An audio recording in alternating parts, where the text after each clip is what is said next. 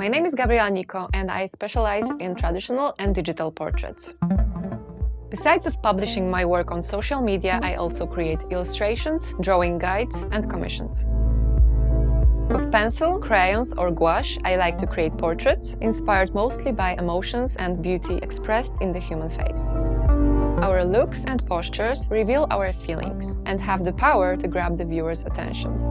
Using sketchbooks has set me free. They've become my place of happiness, where I can make mistakes and draw what I want and I feel at the moment. In these pages, an artist can be totally honest and authentic. For me, a finished sketchbook is a piece of art in itself.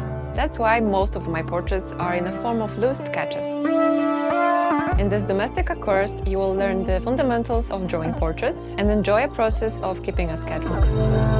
For the final project, you will create 3 portraits from different angles. First, we'll learn the basic rules of shading and hatching, and we'll jump directly to the structure and proportions of the human head. Then, I'll walk you through the do's and don'ts of drawing face features, eyes, noses and lips.